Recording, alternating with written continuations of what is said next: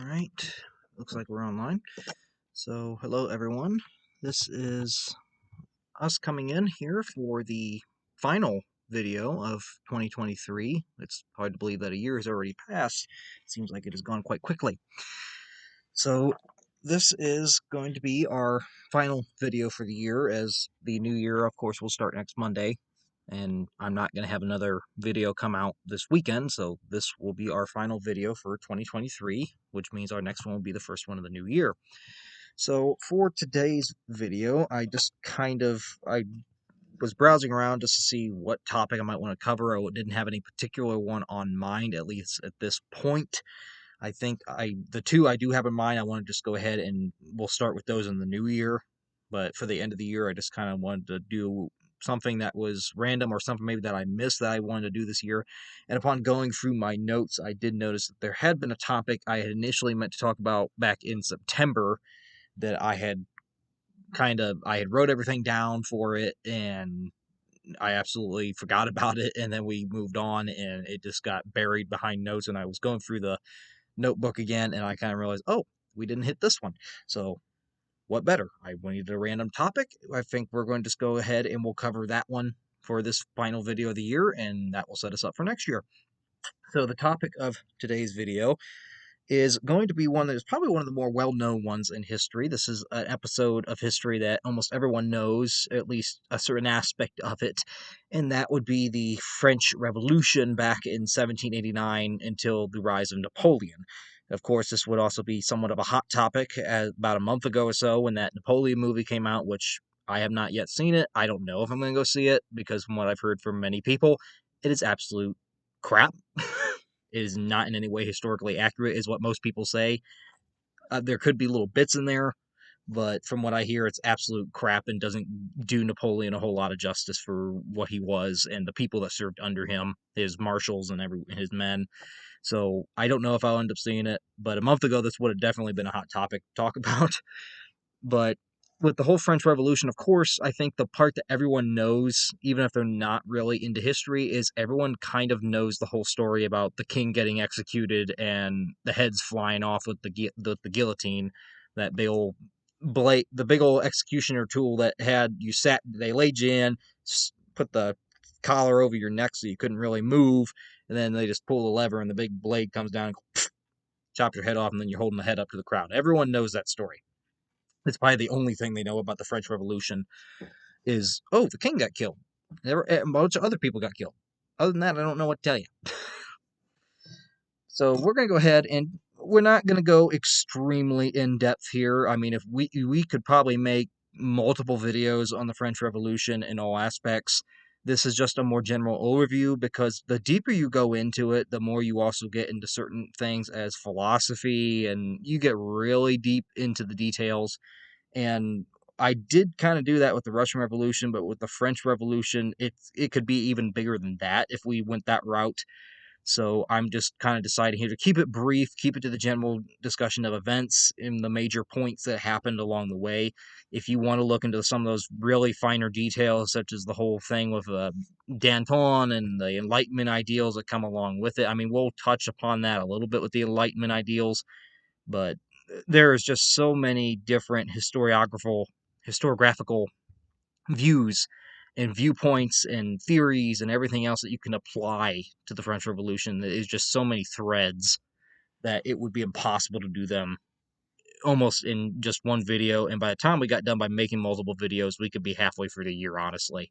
So for this video, it's just a general overview. I won't say we won't ever come back and touch upon this topic again if the need should arise, but for today, it's just a general overview. So the French Revolution, as we stated at the beginning, it officially started in 1789, but its roots kind of lasted far before that. And the 17th century seen France both in a state of change and a state of decay. France had, of course, been one of the major European powers for the last couple of centuries after the end of the Hundred Years' War in the 1400s. So that would have been I'm trying to think here, that would have been the 15th century when they finally kicked the English out of France for good and ended that whole debate over who was going to be the monarch of France. France ended up winning that in about 1450s or so. Well, but at the end of this, France rapidly becomes one of the major European powers. Not that it hadn't been already, but it also established a colonial empire out in the Americas and in Asia. And France is up there with a big rival with Spain and its main rival, Great Britain. Mind you, Britain and France don't have a very good, until modern day, don't have a really good history with each other. Historically, they were probably the most famous rivalry between two countries that could possibly have existed, and they never really got along until recent modernity times. I mean, mind you, since like the World Wars, where Britain and France were both allies in those wars, and almost every single major conflict since, these two countries have definitely gotten on better terms nowadays. But back then, they were enemies. So as the 18th century, as the 1700s drew to a close, France was in a state of financial crisis. It had a couple reasons for this. The first thing was the loss of its colonial empire, or at least in the Americas, it had lost its colonial empire, and some holdings in India that it had managed to gain.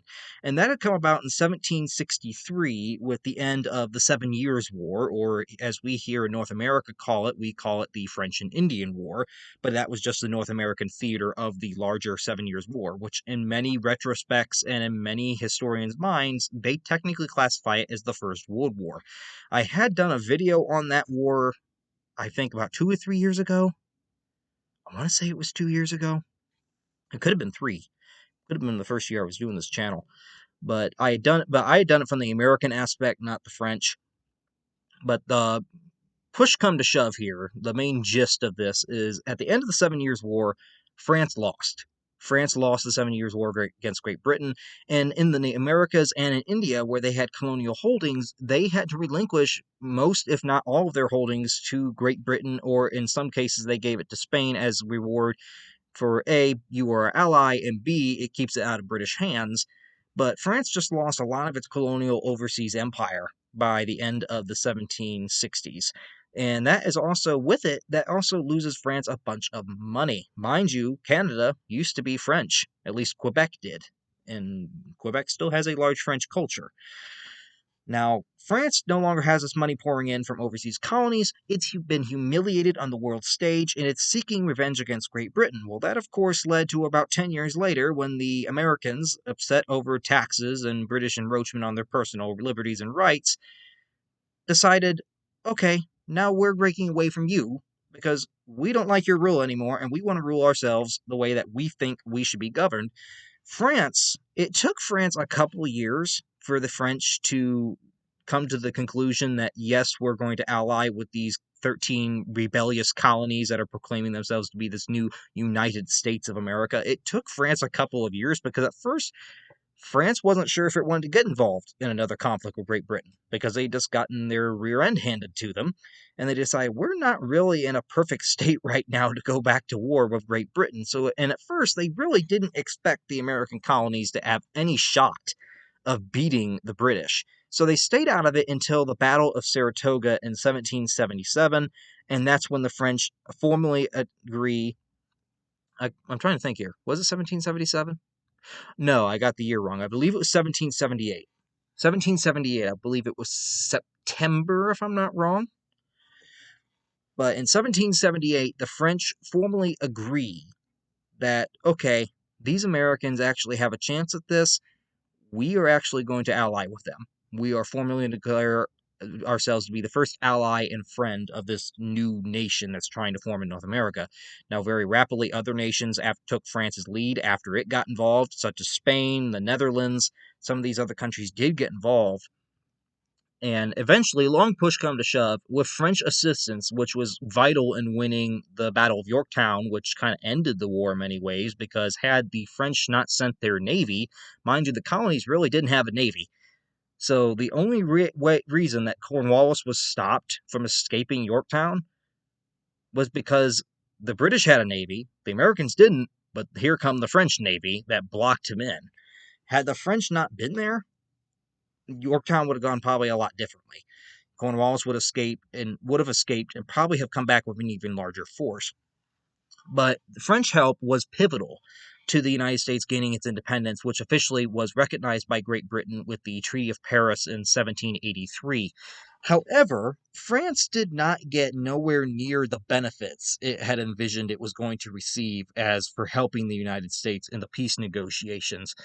In many ways, France had kind of hoped the United States might end up being kind of a protectorate of the French monarchy, but that ultimately did not come about in any way. Although they did have a mutual pledge of assistance to each other that since France had helped the Americans, it was only right that should France find itself at war and in trouble, that the Americans would come and help them. A good idea on paper, it wasn't going to tactically work out given the American colonies didn't have much of a military to throw at them. But regardless, France doesn't get everything it wanted out of the American Revolution, and by the end of the American Revolution, instead of making France in a better position, yeah, you technically achieved a victory against Great Britain, your old historical ally, and reversed the humiliation of 10 years prior, but it only sunk France deeper and deeper into debt. They had paid for a lot of the supplies and men and ammunition of the American Revolution even before they had officially joined the conflict through loans to the Americans. And France was left after the war with an immense amount of debt that it was now going to pay off. The United States owed France money, but the United States was very slow in trying to attain that money because they were going through their own problem trying to figure out how are we going to pay for all this, that we just won our independence and now we own a bunch of money. So the United States isn't going to anytime soon give them a massive payoff. And France is in economic despair. There's also extravagant spending by the monarchy. The king is not really beholden to the financial state of his nation. He's just continuing to spend and spend and spend and spend and not giving any care as to what that's doing to the economy. And the royal coffers by the end of the 1780s are actually almost empty. France is on the verge of bankruptcy after the American Revolution. This also was coupled with some natural disaster-based phenomenon, where for the past couple of years before the French Revolution started, there have been just several years of bad harvests, drought, cattle disease, skyrocketing bread prices, heavy taxes and all these are causing unrest among the people who are getting hit the hardest. And the people who are getting hit the hardest by these things are the peasants and the urban poor. These are the people that are lowest of the low. Of course they're going to get hit the hardest. They can barely afford to put food on the table when taxes are good, and when harvests are well, and their cattle aren't dying, and now they're really struggling. This leads to an outbreak of looting, striking, and rioting that will lead into the first major event that's going to kind of start the French Revolution. In the fall of 1786, King Louis XVI's Controller General proposed that a new financial reform package should be included in a universal land tax. Now, this proposed tax would make that aristocratic classes would no longer be exempt from taxes, because according to the Ancien regime of France, there were 3 estates, and this is what we call the Estates General. The 3 estates were as follows. The first estate was the clergy, the church. The church in France was the most powerful of bodies. The Catholic Church had the ultimate authority. Then you had the second estate, which was the nobility. I believe this also included the king, but the king could have also been in the first. But I believe that he was in the second. But the nobility, the princes, everything else of noble, rich, aristocratic landowners, you're in the second estate. The third estate is pretty much everybody else. The poor, the middle class, artisans, traders, you name it. If you're not a noble, if you're not part of the church, you're in the third estate. It's basically everybody else at the bottom of the pyramid. The third estate is the bottom, the first is the top. Now, according to the old tax laws, the aristocratic classes, and of course the church was never taxed, but the aristocratic classes that were part of the second estate were exempt from paying taxes. They didn't have to pay taxes. You know who had to pay the taxes? The third estate. Everybody else had to pay taxes, not the rich people. Sounds a lot like the United States today. So the king ended up, at the suggestion of his Controller General, he summoned the Estates General for the first time since 1614 to garner support for the measures and stave off an aristocratic anger that he knew was inevitably going to come. The aristocrats haven't been paying taxes for centuries. they're probably not going to be too happy at the statement by the king that, oh yeah, you're going to pay taxes now. Just like rich aristocratic people today in the United States, when the first mention that of raising their taxes, and they pay off the politicians and other people to try to tell them otherwise. And say, okay, I'm going to contribute some money to your election campaign, but can you keep the taxes down and don't have them go after me? That's what they do nowadays. This is going to be the same thing that the king knows is probably going to break out in France when he suggests that we're going to make you pay taxes now. So, and that, mind you, tells you how bad the Estates General also was, because mentioned this was the first time it had been summoned since 1614. You would think that as a representative body of the French kingdom, of the people, that this body would at least try to meet a little bit more regularly, not once in every almost 200 years. So when the Estates General Assembly was part of the Ancien regime, and it was a relic of feudalism, which in most part had been abolished in many European countries after the end of the Middle Ages. Not in France, it wasn't. This meeting of the initial Estates Assembly, the Estates General, was scheduled for May 5th of 1789, and delegates from the three estates could compile lists of grievances to the king at this convention of the assembly. The first estate, as we mentioned, was the clergy, which included the church, was about 130,000 people at the time. They were also the law and courts. Law and court officers were also exempt from certain taxes. You then had the second estate, which was the nobility, which did include the royalty. I, thank goodness, wrote that down here. But you have the royalty, nobles, lords, they get special law treatment, and they're also exempt from certain taxes, and they're exempt from military service. And this numbered about 120,000 to 350,000 people in France. So in total, if we take that, we have 120,000. We'll go with about 250. How about we say that? Or 300. I think that'd be a good estimate. Plus 130, and what do we get there? About 430,000 people that are included in the first and second estates. Now, how many are included in the third? Which includes everybody else, from middle classes and the poor. You have about 27 million people. So you tell me, why should, in a society, roughly 430,000 people be in the majority rule for 27 million others? Explain that.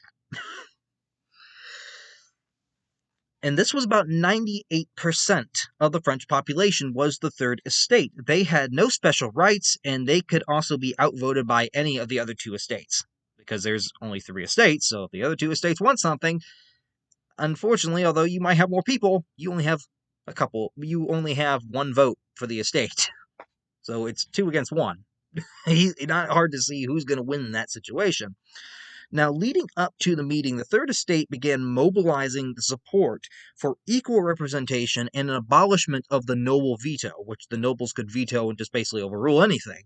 They started doing this before the convention of the assembly because they decided, they kind of wised up and realized this ain't going to go nowhere because we're just going to end up doing whatever the nobles and the church want. We don't really have any say. And this was going to have voting. They wanted voting by head, not by status. They wanted a count of the people. In that case, the third estate would win about every time. The nobles were resistant to giving up the privileges that they had enjoyed in French society. The church was kind of willing because, of course, the church also served the third estate. They also provided church services and religious services to them, and they were more willing to accept something of that manner. But the nobles were in no way, and the royalty were in no way going to allow that because they enjoyed their special privileges.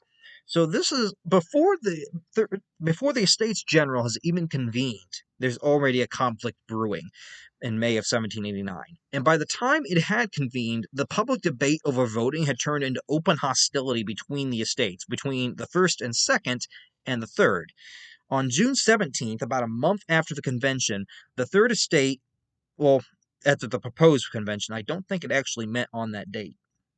But on June 17th, the Third Estate met separately at a nearby tennis court, I believe. And they adopted the title of a national assembly. They are adopting the title, we represent the people of France, where the third estate is now the National Assembly. So regardless of what the first and second estate want, they have to listen to us in some way. And about 3 days later, at this tennis court, they then vowed to not to disperse until a constitutional reform had been achieved. They said, we are not leaving until something changes. So if you want us out of Paris or out of, where we're meeting at, you are going to have to go ahead and push us out, but we will not leave this city. Within a week, most of the clerical deputies and 47 liberal nobles had ended up joining this national assembly that had formed on the tennis court in the famous tennis court oath that they had taken. On June 27th, the king, who at that point was losing his supporters, accepted all into the new National Assembly. He decided, okay, I'll at least recognize you. I'll give you that. So here's your recognition. So that starts the initial phase of the French Revolution, but the real kickoff doesn't come until July. And this is the event that I think a lot of people probably know if they don't know about the guillotine.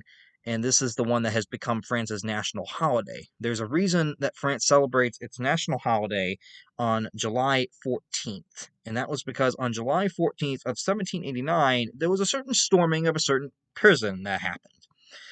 As the National Assembly met at Versailles, they met as they were meeting at Versailles, at the royal palace in Versailles, where the king was, and the other two estates delegates. Unfortunately, back in Paris, which was really, Versailles was like a suburb of Paris, so it really wasn't that far. Back in Paris, violence was breaking out when they met. The Parisians had been enthused by a breakdown of royal power. They were enthused by the prospect that the king had given in to the demands of the people, because this was a rarity. And believe me, they wanted to push for more, because they realized, oh, the king's willing to budge, is he? Let's see how far we can push that. So the Parisians were enthused by this, but they feared the rumors that a military coup was going to soon come and arrest this National Assembly that they had created, and they very rapidly grew fearful of a royal crackdown, and rightfully so. I mean, I don't think it would be beyond reason to believe that King Louis XVI, who himself believed was an absolute monarch according to the ancient regime, would have done something underhandedly to try to silence the people once more and get back his royal authority, which he viewed was being challenged. So a popular insurgency ends up developing in Paris while the National Assembly is meeting at Versailles, and this ends up culminating with the storming of the Bastille prison fortress on July 14th. Now, the Bastille was a fortress that had been around since medieval times. It had been constructed by the French monarchy centuries ago, and it held a lot of political prisoners of the royal family of the French monarchy. It held just a lot of people that weren't exactly the best of life either. So you also had regular criminals. But to the French people, the Bastille represented, it was a physical symbol of what they saw as the tyranny of the French monarchy and the tyranny of the ancient regime. And to them, it deserved to be burned to the ground. So when this popular insurgency started in Paris, they ended up storming the gates of the Bastille prison and they freed everyone inside. They tried, while they were also in there, they tried to secure the gunpowder and weapons stores that were within the prison, and this officially marks the start of the revolution officially. The meeting of the Estates General was technically the start, but it doesn't officially start until the Bastille prison is stormed on July 14th of 1789.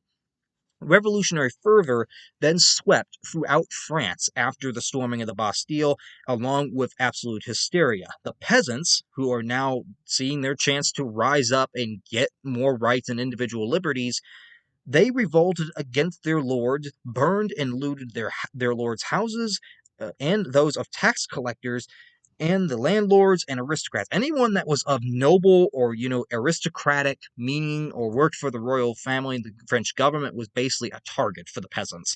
They were tired of being abused.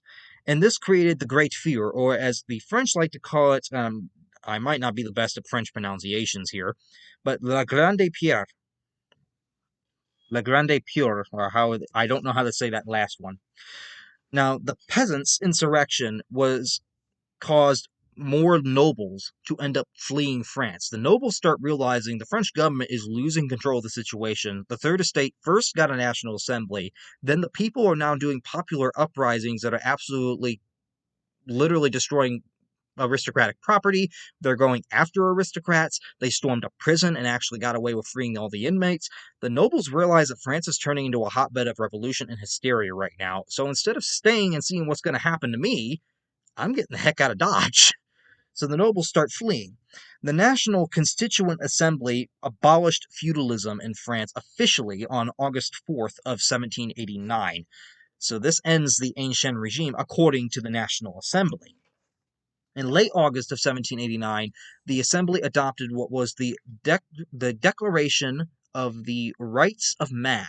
And this was perhaps one of the most interesting documents to come out of the French Revolution. And it was a good start for the French Revolution. Do not get this confused. The French Revolution, it had a good start. The French, in many ways, were inspired by the Americans just 10 years prior, who they had assisted and were still good friends with at the time. The French were inspired by the American Revolution. They were inspired by the ideas of liberty and freedom and equality, liberté, égalité, fraternité, and they were very adamant about improving their own society by using these same ideas. And they also were influenced by the Enlightenment just as much as many of the founding fathers of America had been, such as Thomas Jefferson. Thomas Jefferson, I believe, at the time was actually in Paris and acted somewhat as an advisor toward the drafting of the Declaration of the Rights of Man. I'm not 100% certain on that, but I believe he may have been a consultant on it because I believe he was in France at the time representing the United States. And this was a statement of democratic principles based on the Enlightenment thinkers' ideas. The French Revolution, it starts out strong. It starts out good. It's what happens later on that isn't so hot. What happens later on is where the disaster ends up coming. But it has good intentions at the start. The Assembly committed to replacing the Ancien regime with one that would be based upon equal opportunity, freedom of speech, of the press, popular sovereignty, and a representative government. Basically, we want a constitutional monarchy, is what they're demanding. They want no longer this Ancien regime. They want something where the people have say. This assembly, however, would struggle to write a new constitution as it also had to act as a legislature at the same time. France would eventually adopt a new constitution on September 3rd of 1791, and this would officially create France from being an absolute monarchy, where the king had pretty much all the power he wanted, to a constitutional monarchy, something like, say, Great Britain today, or even Japan. Their monarchy has even less power, but we'll use Great Britain as an example, or Spain or Sweden. We'll use them as examples. And this would be the king would hold veto power, and he would also have the power to appoint ministers. But, however, the constitutional monarchy scheme did not appease radicals who wanted the king put on trial, and they wanted a much more republican form of government, somewhat similar to what the Americans in the United States had, where they didn't have no monarchy. They got rid of monarchy entirely and were trying this, whole thing with three branches of government, a Congress, the courts, and this thing called a president. This, mind you, president at the time was a whole brand new invention, almost purely of the Americans, not entirely, but it was at the time, it was purely an American idea that many people didn't even know what a president was or what they were supposed to do.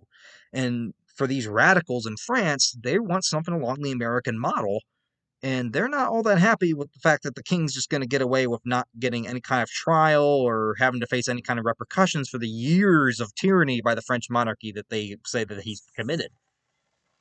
The king is also not happy because the king's now also having his power limited, and he's not used to that.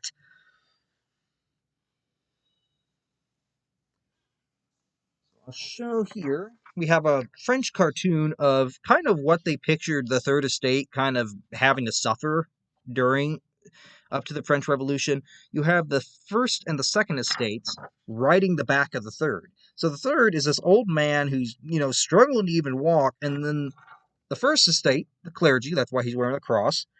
And then we have the second estate, which is the nobles, the royalty.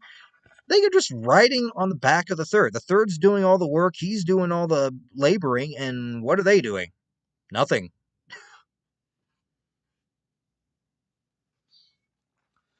This here is a portrait of King Louis. This is the official royal portrait of King Louis XVI, who would end up being the final king of France before the revolution. Eventually, they would have kings again, but he was the final king of France. I believe he had come to the French throne in 1774. He was not really that old. He was actually rather young.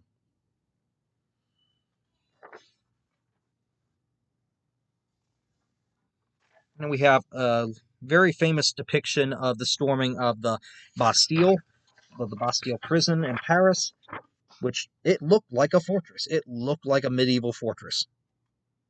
Of course, it actually is no longer standing in Paris today. It has been long since demolished, but I do believe they have some kind of a monument or plaque at the site of where it was. And I believe it's like a public park or square nowadays in Paris. I'm not 100% sure on that, but I do know that they have some kind of marker or commemoration as to where it was. Because after the people ended up storming the Bastille prison, they ended up burning and just literally tearing the thing down by hand. I believe they actually tore apart the bricks, chipped it apart, and broke it down, and they demolished the whole prison. And this is a depiction of the famous tennis court oath in August of 1789, where the National Assembly had been declared, and where they declared that until a constitutional reform had been achieved, they were not going to disband.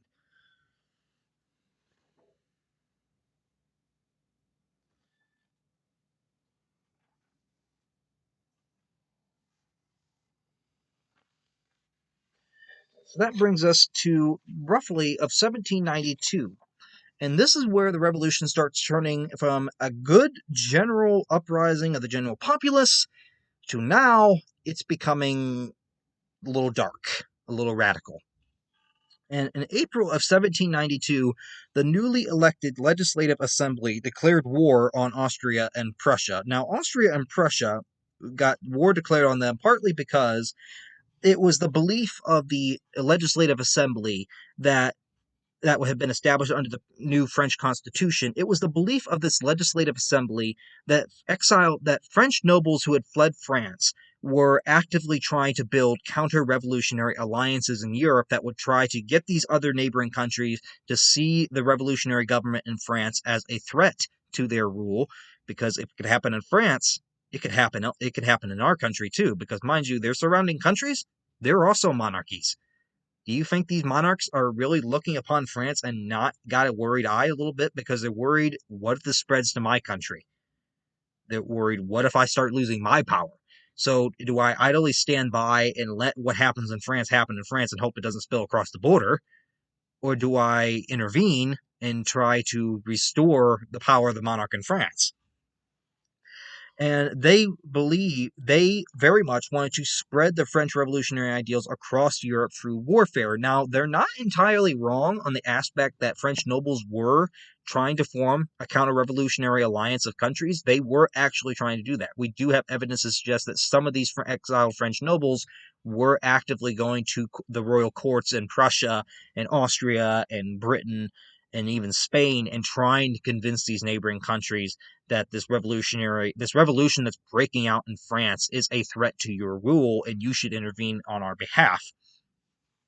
At home, the political arena ended up turning radical when insurgents led by the extremist Jacobin Club ended up attacking the royal residence on August 10th of 1792. The Jacobins had been very vocally critical about the constitutional monarchy. They believed that it was not a republican enough form of government. The Jacobins believed that all royals should be tried for treason and tried for crimes that they had committed against the French people. And eventually, by August of 1792, the Jacobins end up kind of starting to seize control politically in France.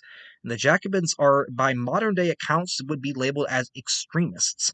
And on August 10th of 1792, they ended up I believe, storming the French palace in the Tuileries Palace. Now, I think about a month. Was it a month before? I'm trying to think here.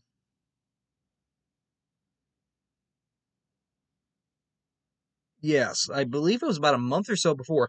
Louis the 16th had, unfortunately for him, he had decided was going to flee to Versailles, and then they got word that the king and his family were trying to flee the country.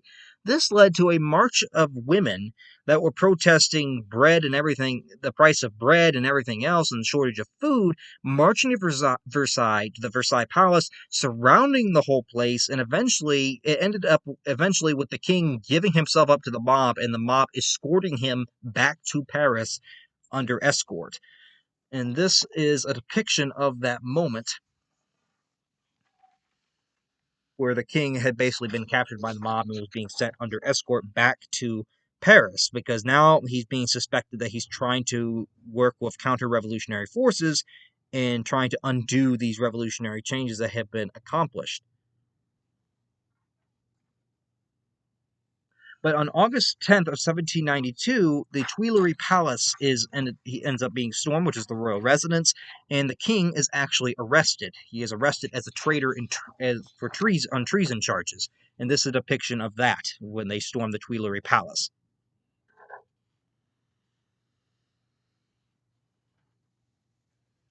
So violence upon the arrest of the king ends up sweeping across Paris as insurrectionists end up being murdered, and as insurrectionists murdered accused counter-revolutionaries. Basically, if you were anyone that was not friendly to the Jacobin cause, if you weren't friendly to the idea of the king getting arrested, and if you held any sort of reservation about that, you were a threat and a traitor to the revolution and decided to be killed. You deserved to be murdered just because you thought differently than the Jacobins did. In September of 1792, the National Assembly was replaced by the National Convention, and it proclaimed an abolition of the monarchy. With the king arrested, the National Convention decides, okay, guess what? We're done with the constitutional monarchy thing. You're gone. Get out. So the monarchy is done in France, and this establishes the first French Republic, a pure republican form of government as envisioned by many of the Jacobins and other opponents of the constitutional monarchy thing. King Louis XVI was held in custody for a couple months. He was tried and then condemned to death for treason, for crimes against the state, and for plotting against it. And on January 21st of 1793, King Louis XVI, very famously, was executed by guillotine, with his head being chopped off and then pulled up and displayed before the crowd. The king was executed in January 1793 after the abolishment of the monarchy and being tried for treason. His wife, Queen Marie Antoinette, who was also just as equally hated and probably more famous nowadays for most people because they think that she had said the phrase, let them eat cake, even though that might not be entirely accurate. Marie Antoinette was held for a couple months after her husband, but she eventually also lost her head in the same manner, I believe, in October of that year, in October of 1793. So either way, both the king and the queen of France were now executed, and the execution of the king alone brought the revolution to a new height in terms of both radicalness and the response from other nations. Upon learning of the king's execution, the other European monarchies, Britain, France, not Britain, well, not France, but Britain, Spain, Austria, Russia, even to a degree, Prussia, they are all terrified at this point, and they're appalled at the fact that the king has been executed. They were somewhat not, they were worried about the French Revolution before, but they weren't willing to directly intervene because it was still a constitutional monarchy. But now the French, they deem it's gone way too far. Now you've killed a sovereign, a divine sovereign who is supposedly there by the power of God. This to them is unacceptable and threatens to spill. And if it spills in their nations, they could be looking at themselves getting killed at this point. So understandably, they're worried. And the other European powers are both appalled and astonished, and many of them start readying for war, realizing, okay, we already know these French revolutionaries want to spread their ideals to our countries. Well, now in their own country, they've just executed their own king, so what can we expect if they spread it here? The National Convention ended up dividing among factions, with the Jacobins seizing control in June of 1793 from the moderate, and I'm not even going to say this right, I apologize, Girondins. They ended up instituting radical measures. So by June of 1793, the moderate Girondins, or however you want to say, they end up being pushed out of the majority. They are the moderates. They're willing to kind of be a little bit placid in this. The Jacobins, the extremists, seize full majority control in June of 1793 of the National Convention. They are now going to control the French Revolutionary government, and they are led by a very rambunctious man that we probably also know very well, and that is Maximilien Robespierre, who is kind of in charge for the most infamous phase of the French Revolution, which we call the Reign of Terror. Among the Jacobins' first acts were, most interestingly, they made a whole new calendar. And we're going to touch upon that here in just a second, because it's quite interesting. So they institute an entirely new calendar starting the year before. They get rid of the Gregorian calendar, which we use nowadays, and said, nope, we're making our own calendar now. In memory of the Republic. They also had the eradication of Christianity and church authority within France. They argue that the Catholic Church needs to be separated, and they're not going to have any kind of governmental authority now. So get rid of all the Catholic Church's privileges and everything else that they've had. And they argue that you should be focused on reason, not God and religion. And then you have the Reign of Terror ended up beginning, and it lasted for about 10 months under the Jacobins' control, which saw any suspected enemy of the revolution was guillotined by the thousands, with about 17,000 killed directly. It was going about every day in front of the Hotel de Ville in Paris, which I believe is across the Seine River from the Cathedral of Notre Dame. And every day, it was just people would actually go and watch. It was like a public spectacle to just go watch people get their heads chopped off by a blade, literally. And every day there was someone new. The Jacobins, they didn't even really give a lot of these people full trials. If you were accused, very rarely you got a full trial. You were just taken to the guillotine and had your head cut off as an enemy to the state. And if you made Robespierre angry, you definitely were going to get killed, because he's kind of in charge of this all, and he got a lot of his former friends and political opponents executed when they eventually turned on him. He had no problem getting a lot of them executed just for going against him for personal reasons. Many of the executions were under Robespierre's direct order, since he was the head of the Committee of Public Safety, until he himself went a little bit too far.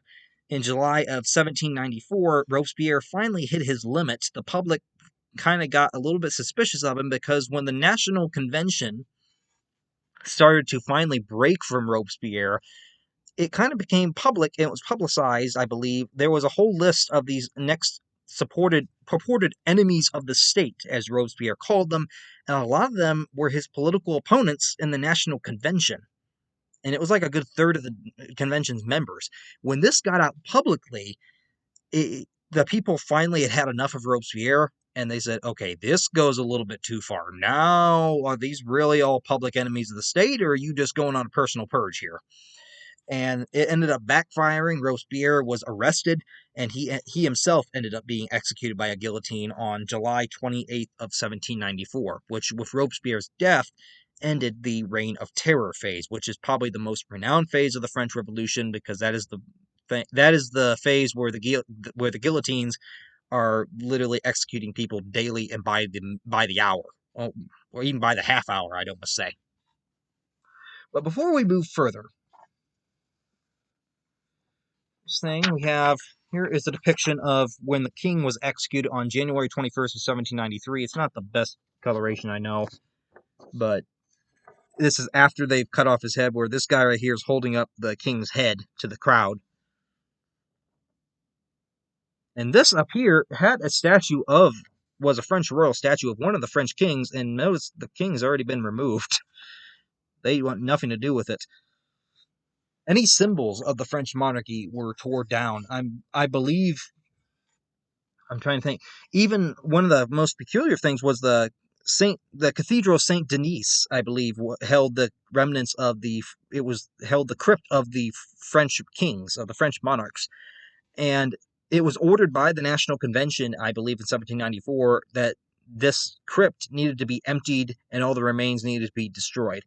And they did do this in many respects. I don't know if they destroyed the remains, but they did loot the crypt for the first time in its entire history and ordered the church's its lead roof to be removed, so the inside of the church got badly damaged to weather, to melt down the lead for bullets. And here we have a portrait of Maximilien Robespierre, who is the man that was the head of the Committee of Public Safety, and he is the one that is responsible for the Reign of Terror, where eventually he went just a tad bit too far in his little personal execution purges, and the people turned against him, and he ended up losing his own head to the same device that he had had so many others killed on July 28th of 1794. So then I want to discuss a little bit of the French calendar, because it's actually kind of interesting how they did this. So I've kind of written it down here on another note paper, just so we can look at this plainly. So the French Republican calendar, year one, was agreed to have started on September 22nd of 1792, and this calendar ended up being used until 1805, until right after about a year into Napoleon's reign, it was used. And the French renamed all of the months. They came up with different months of the year, but they weren't according to the regular timelines of a month like we would have in the Gregorian calendar. They had their own periods. So technically, the first of the year, instead of being January 1st, was September 22nd.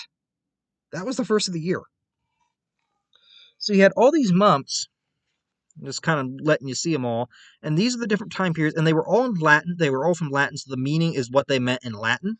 So you had like vintage, fog, frost, snow, rain, wind, budding, flowers, meadow, harvest, heat, and fruit.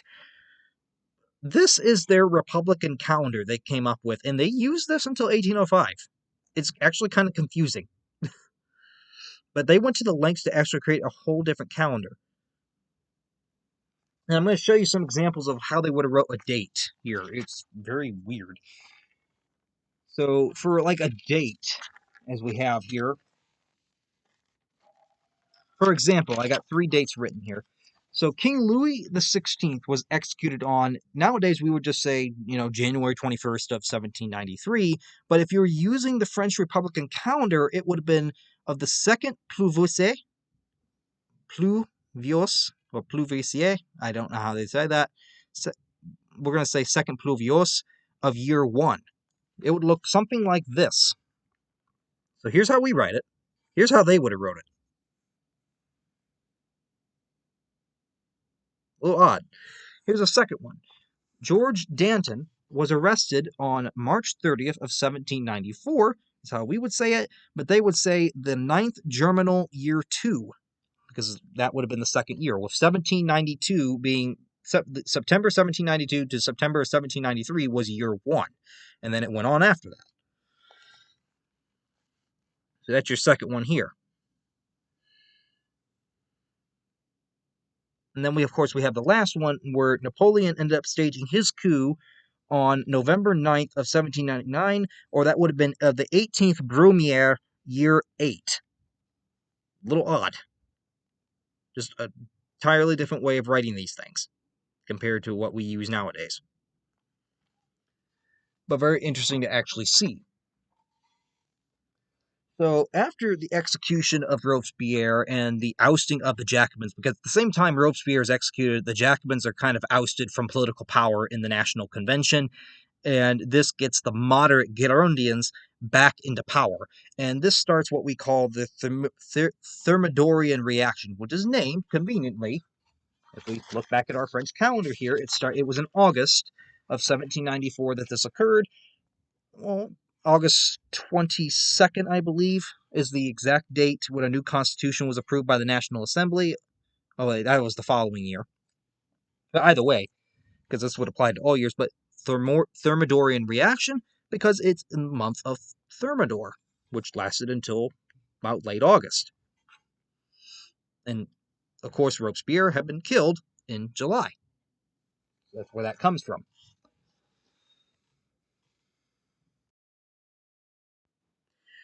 So that would lead to, of course, the creation of the new Constitution by the National Assembly on August 22nd of 1795 with a Thermidorian reaction. This creates a new bicameral legislature, which is going to have executive power in the control of a new 5-member directory, or director, which was appointed by Parliament, by a new legislative parliament. And the Royalists and the Jacobins would be opposed to this new government because, of course, the Royalists still want the monarchy, and the Jacobins are believing that now, I mean, we've been ousted from political power. Of course, we're going to be ticked off at any attempt by moderates to mediate the situation.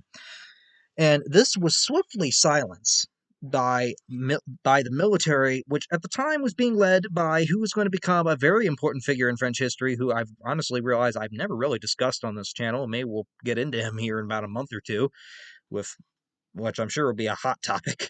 But that is Napoleon Bonaparte.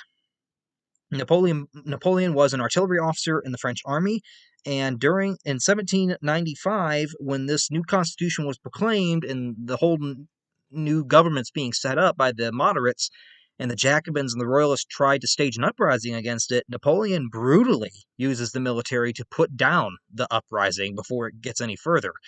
It earned him a little bit of criticism at the time, but it also made him a hero in the eyes of many. And because of Napoleon swiftly putting down this would-be mutiny by the Jacobins and the Royalists, this leads to the Directory being in control for the next 4 years. So a somewhat stable period, at least for a while, for the French Revolution. However, the Directory isn't perfect because it is constantly plagued by financial crises and popular discontent and corruption. It's just as bad as the old Royalist government ever was. It just isn't as extreme as during the Reign of Terror. So that brings us to what would be the end of the revolution. And as 1799 dawned, the Directory, the 5-member Directory, was relying almost entirely on the military to maintain control. They had lost the support of the people by 1799 after 4 years, and the only thing really keeping them in power is the military. Well, guess who's in charge of the military? The same guy that saved your butts about 4 years ago, and that is Napoleon, who we know very well has his own power schemes. And they had ceded much of the power to make it worse.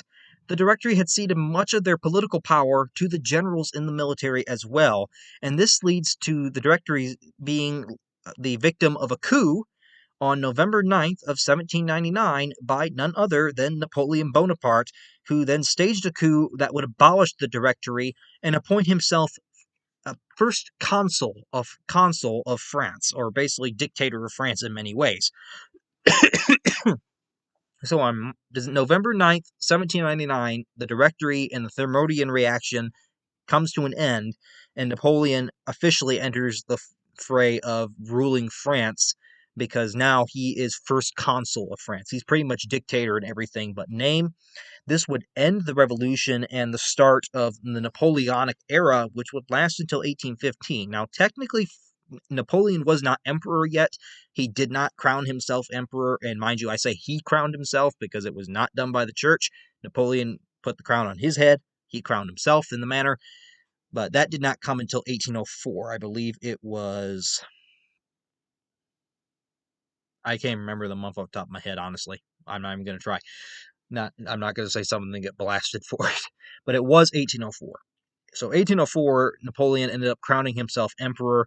So from 1799 to 1804, he is first consul. So he is dictator of France pretty much, but he's not emperor of France. He's not the emperor of the French at that point. He's not a monarch, at least yet. He will be, which kind of also questions what was the point of the French Revolution if you only went back to a monarch. But a lot of people like Napoleon. I mean, even in France today, he has got a controversial legacy, because if you go outside of France, yeah, they bring up some of the darker stuff that he did, such as reinstituting slavery and all that stuff. But then you also have them in France, where they see him as a national hero. He did achieve a lot of good for France at the same time while doing great evils. He's a mixture, and there's a little bit of that contention. So 1799 marks the official end of the French Revolution in many ways, because from then on it's pretty much becomes the Napoleonic era, with France being in the charge of Napoleon, who is going to lead it until his ultimate defeat in 1815. But yeah, again, as I said, a very brief view of the French Revolution. We're not going massively in depth and covering everything we could go half a year on this stuff. No doubt in my mind that could be done. I'm seeing if I had one last photo in here. I thought I did, or at least portrait, I should say. Let's see if I can find it. That's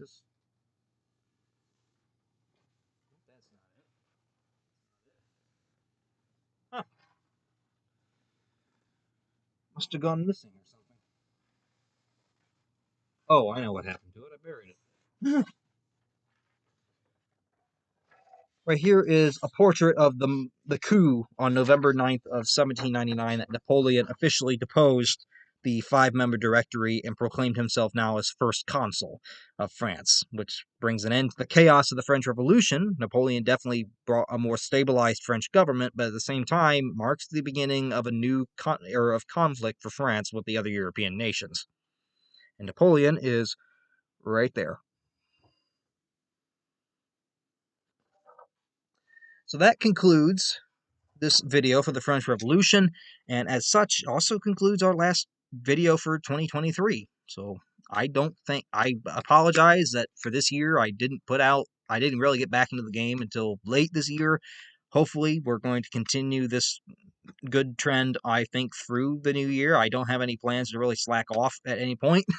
I don't, but then again, emergencies come up, so we'll see what happens. But as for right now, I got two topics at least on the plan for January when we reconvene here, which is just a week away, less than a week away, really. So we'll hit those when we do. So it'll be our next two videos. I'm not going to say what they are yet, because I don't know which one I want to do first, but we'll get to them. So that concludes for this video. So again, any comments, questions, any bits of information or facts of information on your own, be sure to include that in the comment section below. Any suggestions as well, more than taken. Just the usual odds and ends. So hopefully everyone had a good Christmas. At least I definitely think I had one for the first time in a while. And we're going to hope that everyone has a splendid new year and can enjoy it with their families and with whoever you celebrate it with. Have a blessed new year, and we'll see you back here in what will be 2024.